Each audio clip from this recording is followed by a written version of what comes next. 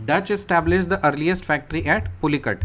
Dutch ने पहला अपना फैक्ट्री कहाँ पे एस्टैब्लिश किया था? पुलिकट में। The aim of education as stated by the woods dispatch of 1854 was the introduction of scientific research and rationalism in the traditional Indian education. Aim of education as stated by the Woods Dispatch of 1854 was the introduction of scientific research and rationalism in the traditional Indian education. Woods dispatch कब आया था? 1854। उसका मकसद क्या था education में? कि scientific research और रैशनलिज्म को इंडियन एजुकेशन सिस्टम में घुसाना। Who introduce system of revenue farming in Bengal? Farrukh Siyar. Revenue farming system of revenue farming Bengal में किसने लेके आया था? फारूक सियार ने। Who introduce system of revenue system in Bihar? Revenue farming in Bihar? Farrukh Siyar. Who introduce system of revenue farming in Bihar? Farrukh Siyar. Who introduced not Bihar, Bengal. Who introduced system of revenue farming in Bengal? Farooq Siyar. Who set up modern foundries to manufacture cannons at Lahore? किसने setup किया था modern foundries को ताकि cannons का manufacture हो सके लाहौर में? महाराजा रंजीत सिंह ने। Who set up modern foundries to manufacture cannons at Lahore? Maharaja Ranjit Singh. Who has translated Euclid's elements of geometry into Sanskrit?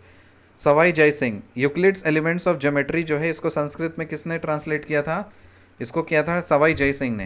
Who had translated Euclid's elements of geometry into Sanskrit? Sawai Jai Singh.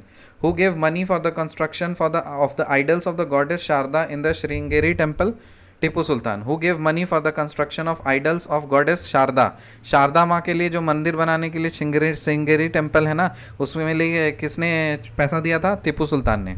तो जो Fanta boys हैं उनको जा कर के आप थोड़ा बता दीजिएगा। ये लोग मुस्लिम का नाम सुनते ही ना भड़क जाते हैं, तो उनको बताइएगा कि उनसे ज़्यादा बेटर काम इन लोगों ने किया है। In charter act of 1833 the trading activities of East India company was abolished. क्या बात सही है? हाँ, जो चार्टर एक्ट है 1833 का, उससे क्या हुआ? Trading activities of East India Company को अबॉलिश किया गया। Trading activities of East India Company को अबॉलिश किया गया था कौन से चार्टर एक्ट से? Charter act 1833। In charter act of 1833 the designation of supreme authority was to be changed as the governor general of India in council. क्या बात सही है? हाँ, जो governor general of India in council मतलब supreme authority का जो designation है ना, उसको चेंज करके क्या किया? गवर्नर जनरल ऑफ इंडिया ये बना था। और ये कौन से एक्ट से बना था? चार्टर एक्ट 1833 से। चार्टर एक्ट 1833 से।